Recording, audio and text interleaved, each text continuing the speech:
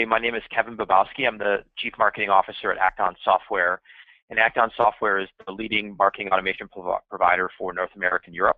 I'm excited to join this conversation today in the webinar. I'll talk with Steve. We've gone through a couple different brainstorms on the ideal topics.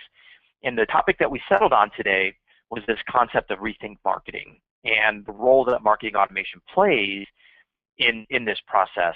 And I think what's interesting, and all of you can attest if you're marketers on the phone or in the sales department, the role of marketing is really changing a ton. It's becoming more strategic. The marketer has more responsibility and ownership for the different technologies. They have a broader sort of set of roles and responsibilities in view of the company. They're almost becoming the general manager of the business. And that's driven by a couple of different factors, but I think the one factor is this notion of the buyer's journey and this concept that the buyer's journey has changed forever. So you all have probably heard about this.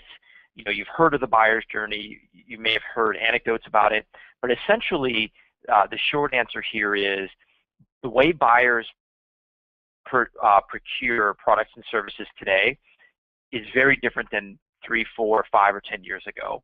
So they're largely responsible in doing all of the research before they reach a salesperson. They're well educated and informed. They're doing comparisons before they even get to your product or your website or even engage with your brand.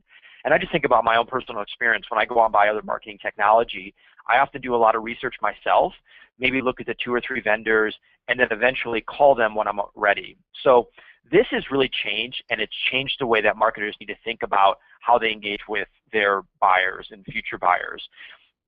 And so what we've done at ActOn, what we think about is this concept of brand, demand, and expand. So how do you work through attracting and finding those buyers that are in the market? That's called brand marketing, building brand awareness. Demand generation is all about filling the funnel, helping sales achieve their pipeline and sales goals. And then customer marketing, which I think is a very underrepresented and underrated part of marketing right now, is the part about making sure that your customers are successful and then turning them into advocates. So basically from awareness to advocacy is what we're talking about in the buyer's journey. And as a marketer, you need to be thinking about this buyer's journey. You need to be thinking about what you're doing to manage and sort of work through all the different touch points across this buyer's journey. Because if you think about it, the CMO, the marketing department, and as a marketer, you own the brand, right? And the brand is a collection of touch points.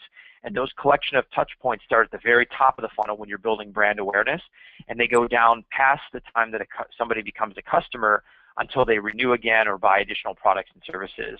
So to stay relevant in marketing organizations, you really need to be thinking about this buyer's journey, and you need to be thinking about all the different touch points and how to manage those touch points all the way across from brand, demand, and expand. And I always talk about, I talk to a lot of marketers, and one of the things that I hear a lot is, marketing departments or even like CEOs looking for a marketing person that just knows leads, how to drive leads and perform great acquisition marketing or demand generation marketing. And that's important. There's no doubt that that's going to drive results for the company. It's going to drive growth. But I think in order for a marketing department to be relevant, they need to be spending time across all these different facets. So a couple months ago, we at ActOn went through and asked a bunch of B2B marketers kind of what their top priorities are, and specifically how they allocate dollars, so marketing program dollars, and allocate marketing headcount across these different functions of brand, demand, and expand. And what was interesting is that 52% of companies, top performing companies, and those are companies that have really exceeded their revenue goals and exceeded their targets, they are really balancing or working almost through a balanced portfolio model where they're delivering and they're putting together kind of a resource plan that allocates resources and budgets equally or proportionally across building brand, demand, and expand. And then the same thing is happening on the budget side, where marketing budgets are being proportionally allocated across all of these different functions. The companies that didn't perform as well were those companies who had an over-reliance on just pure demand generation or pure acquisition marketing. And I think that's really important because right now in MarTech, you know, there's a lot of conversations around the data-driven marketer, around acquisition marketing, around demand generation. That gets a lot of the headlines, a lot of the hype, a lot of the sort of glamour of, I guess, marketing. And it's important, like I said, and it's what drives growth. But what companies and marketing departments need to make sure is that they're driving the right kind of growth. And too often, when companies are really, really focused just on acquisition or just on demand generation, they run the risk of practicing what we call sloppy growth. And sloppy growth means you're getting customers in the door, you've acquired customers and they've either bought your product or they bought your services, but you're challenged to keep those customers, you're challenged to keep them satisfied and happy, and you're challenged to turn those customers into advocates for you. And that's why we think this balanced approach to marketing, thinking about that first touch point when you're building brand, driving really great demand with the right set of customers, and then making sure those customers are really, really successful and happy is what the recipe for success is for marketing departments and for marketing departments that want to stay relevant. So Steve, I think maybe this will be a good time to jump in with another one of our poll questions. Okay, so does your company use marketing automation today? Simple, yes or no, if we could get people to vote on that one. So what do you think there then, Kevin? Yep, 61% are not using a marketing automation solution today, and 39% are. So, you know, it's an interesting stat because, you know, there's in the U.S. at least there's this interesting stat that people say marketing automation is either 5% penetrated or 50% penetrated, meaning about 50% of companies have it or 5%. And actually, both are true. In some technology or some industries that are early adopters, say technology and software, that number might be closer to 50%. But for industries that are, you know, still maybe a little, they're not quite on the early adopter curve. So as an example, manufacturing or higher education is actually a really great use case, has a great use case for marketing automation. We see that number closer to 5. So the numbers that you presented there, Steve, don't seem super surprising, okay, and probably consistent with what we see in the U.S. So okay, thanks for that. So yeah, so next slide I think is, you know, what does it mean to become a strategic marketing department? What does it mean to become relevant and making sure that the marketing department is taking an elevated, more strategic role in their company? And it comes down to a couple key points. Number one, and I talked about this already, the CMO should own the brand, right? And you know, a couple years ago, there were a lot of conversations around the CXO, the Chief Experience Officer, and the Chief Experience Officer was responsible for all the touch points and all the connections across the company. But it didn't really make sense because the CMO owns the brand. The brand's a collection of touch points. Why would you have somebody completely separate own all those different touch points? So we believe, and I think that the thinking about this in the marketplace has really turned around. The CMO is also the CXO and responsible for all the different touch points since they own the brand of the company. The second piece that I think is really interesting is a lot of companies today need a single platform to manage all those touch points across brand, demand, and expand. And what's interesting is that marketing automation could very much play that role, but it's not been widely understood on how marketing automation can do that. So that's one of the things that I want to talk about today is I want to hit, you know, Steve, based on your poll earlier about sort of where people are in sort of their evolution of marketing automation, people that are using it, considering it, and people that are just getting research. I want to touch on all the different use cases for marketing automation. And I think this is very interesting. And this is sort of a conversation and a topic that's really gained a lot of kind of momentum, I think, over the last couple months here in the US. So if you think about it, traditionally, marketing automation and its use cases have been around driving demand, driving acquisition, and supporting acquisition marketing. So you use marketing automation to capture leads from your website via landing page. You use marketing automation to score those leads to decide whether or not those leads should be sent over to sales or further nurtured by the marketing department. Then you use marketing automation to automate workflows and key processes like the nurture track for low-scoring leads that aren't ready to purchase this year, right? You can build an automated program for that. And that then finally, once those leads hit a certain threshold of score and they've been nurtured and they're engaging with your content, then you pass them over to sales. And that has really been, we all think, the key, the primary focus for demand generation or for marketing automation over the last several years, probably the last 6 or 7 years. And so what I'm going to do is now spend a little bit more time talking about marketing automation use cases for brand and expand. So on the brand side, one of my favorite use cases is around influencer relations. So one of the folks on my team, Paige Musto, she's our Senior Director of Corporate Marketing. She runs our PR, AR, and social media. And she does something really, really interesting with marketing automation. She basically looked at it and said, okay, I get the use cases for acquisition, but she applied those use cases to how she works with thought leaders and analysts and press in the marketplace. So one of our own internal initiatives at ActOn this year is something we call Win the Thought Leader. And that's building mind share with thought leaders in the marketplace, sharing with them the ActOn story, sharing with them our point of view on where marketing automation is headed over the next several years. And what Paige does, she essentially scores kind of press, analysts, bloggers, so she can find out who's most engaged, who isn't engaged, which content is most interesting to them, so that she can provide them with interest and content, or with content and stories and other sort of good substantive material that they're most interested in, that they're most likely to talk about. So it's a win-win for everybody involved. It's great for Paige. It makes her life easier.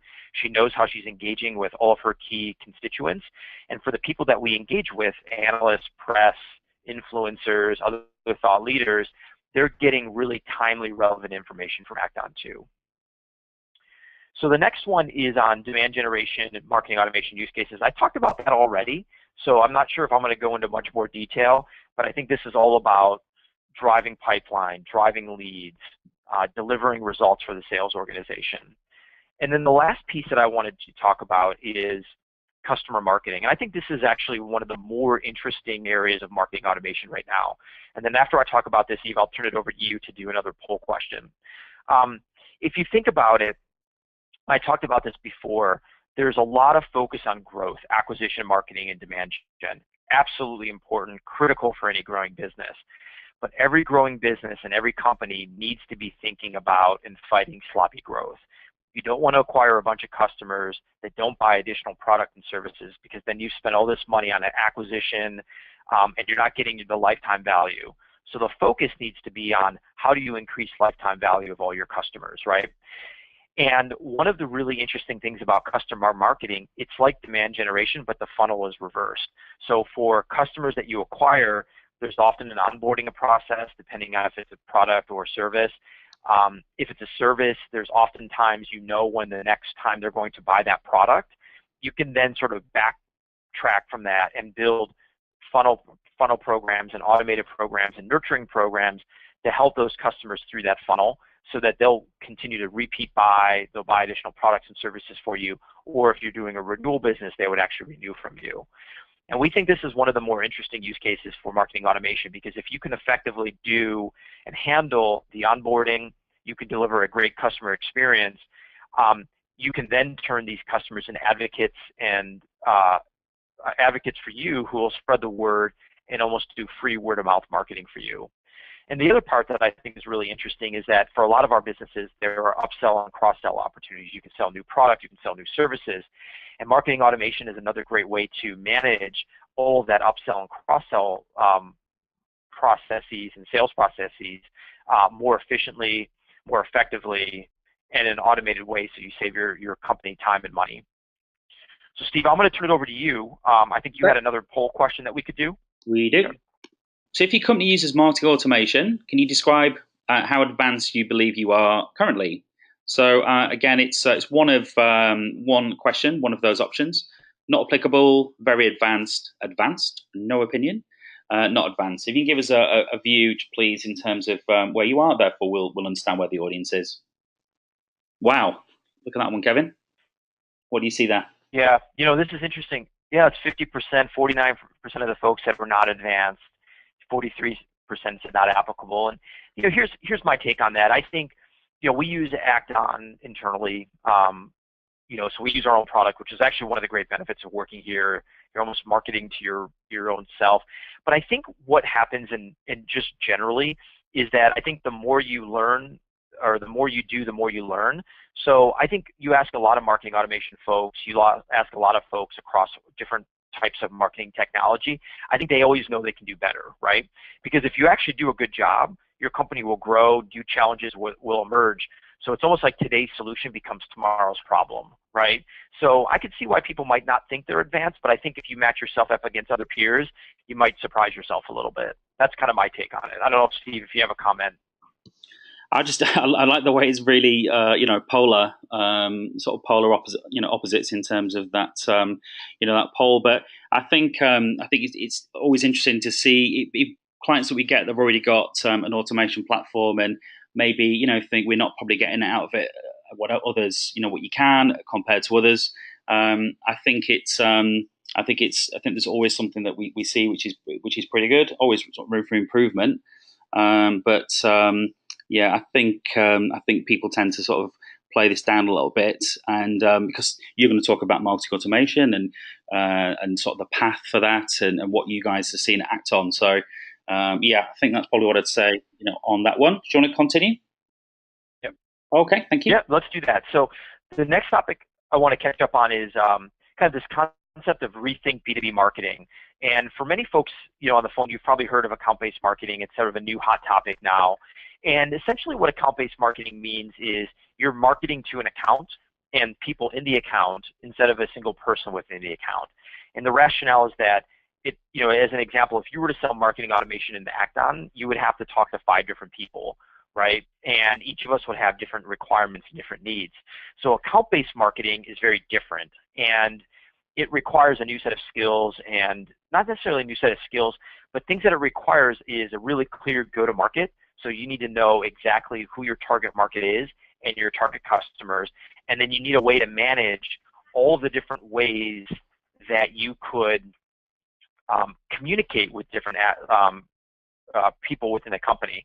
So just taking ActOn as an example, if there's 5 different people that are involved in the process of buying marketing automation, and each of us are being contacted, say, by marketing or an SDR or a salesperson, and you can be contacted across multiple marketing channels: direct mail, paid search, social, display advertising, email, events. All of a sudden, the number of different combinations and touch points almost becomes insurmountable, right, to manage manually.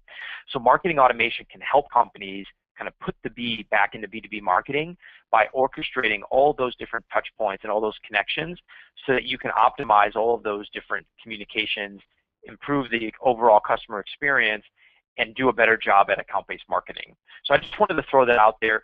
I'll throw the other interesting thing, Steve, is account-based marketing is so hot right now in the U.S. Everybody's talking about it.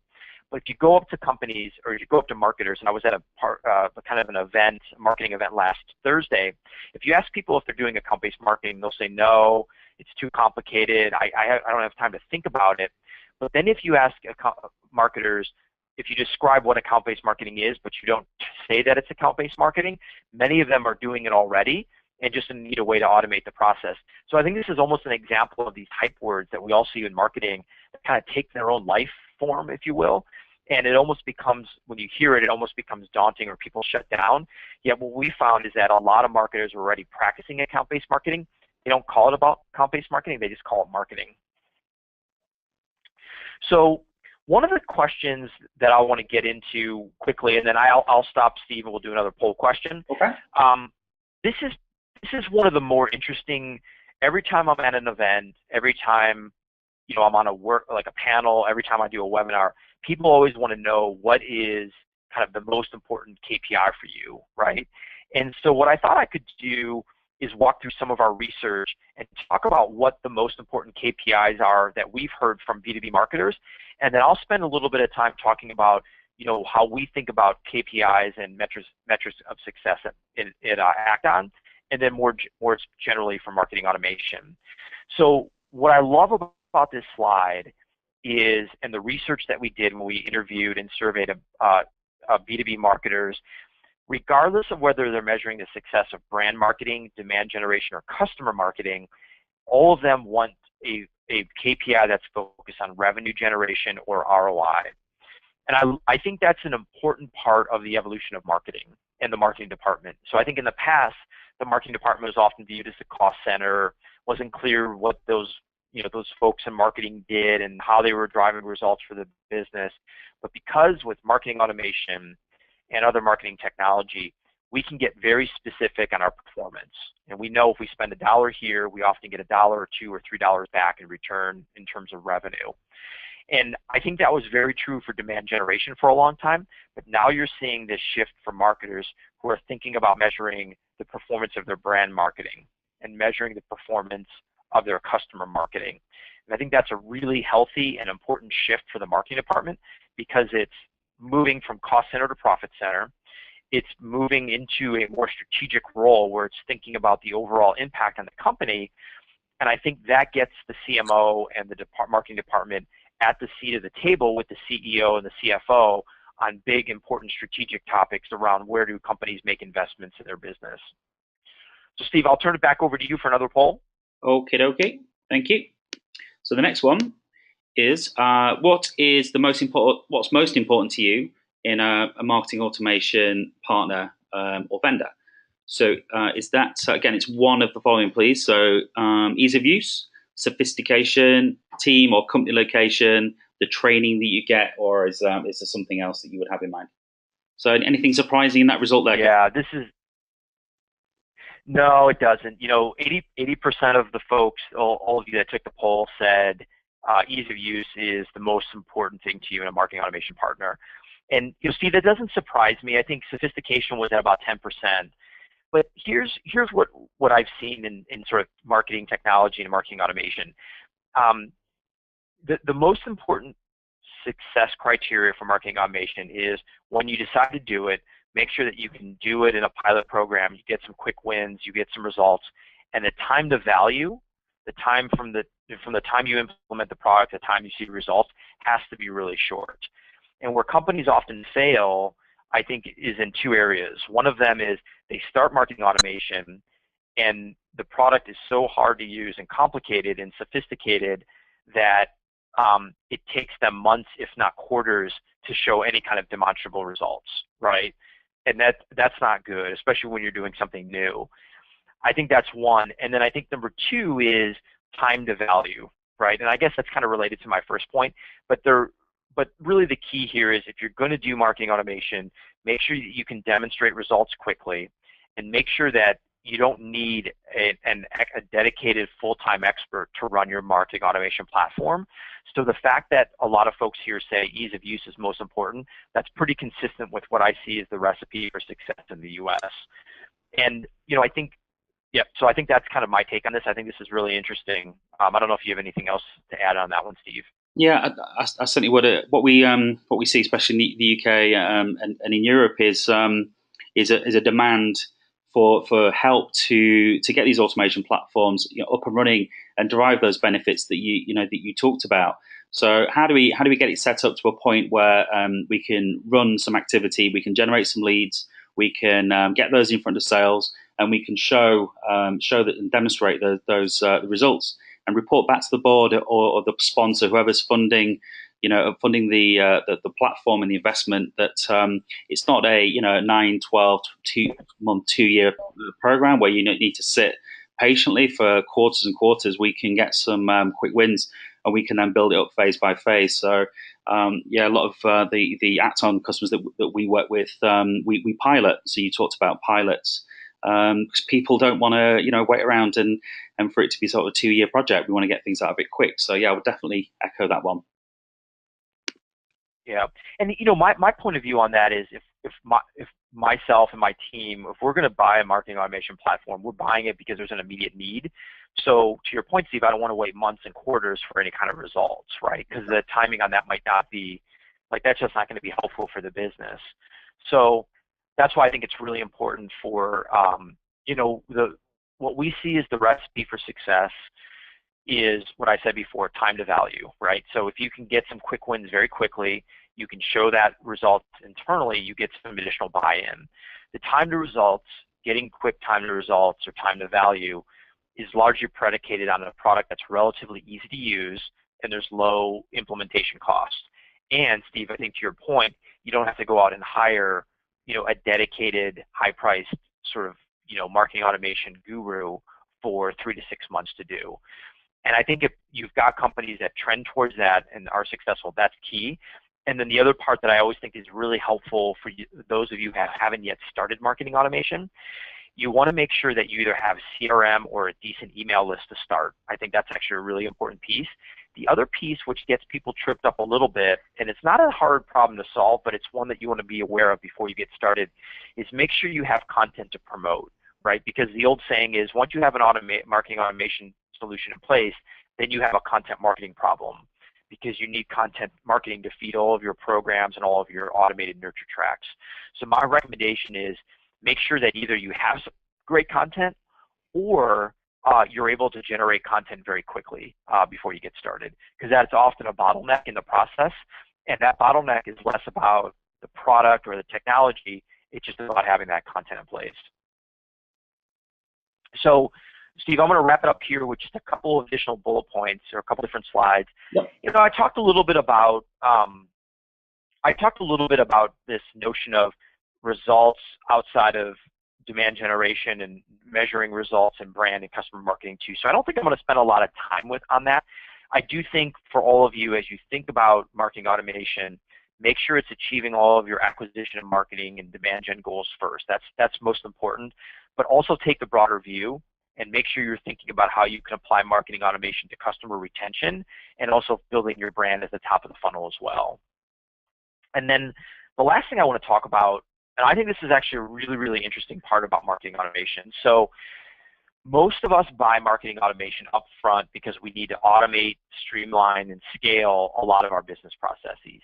And we need to do that in order to hit our revenue targets and our company goals. There's nothing wrong with that. That's hugely important and a major area of focus for companies that are using marketing automation in their first few years.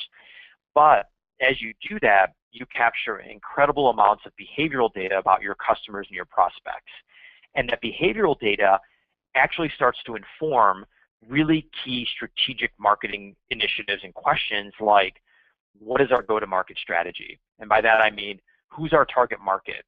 What are the companies that we tend to acquire most and who have the highest lifetime value?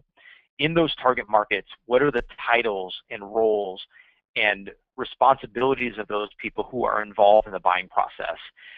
And I'm actually speaking with one of our manufacturing customers next week, and he gave me this incredible example of how marketing automation and the data they collected from it helped them refine their target market and their target buyers. And when they implemented marketing automation, they started seeing a bunch of leads come in from the procurement officers and the procurement departments. They sold to the manufacturing companies. And it was interesting because that persona wasn't necessarily on their radar, but as they researched it and they talked to prospects and they talked to customers who were actually procurement officers, they found a set of highly influential buyers who had very specific needs and requirements. And so the team went out and built an entire content marketing and brand awareness campaign targeting those personas, those procurement personas. And that led to an incredible amount of additional business, faster sales cycles, and higher close rates. So I think that's a really good example of, one of these hidden benefits of marketing automation. Steve, I'll turn it over to you. We could do another poll, and then maybe we turn it over for questions. Yep, sounds good. So I've got a last poll here, so just launching that now. So what does your team currently use within marketing automation? So do you use any of these aspects? So lead scoring, lead nurturing, email marketing, landing pages, or anything else? So if you could pick one of those that perhaps you're making best or most use of, if you are actually using automation at the moment. Okay, Kevin. So clear leader in this one. Yeah, no, this makes a lot of sense. So, the 64% said email marketing, 20% said landing pages.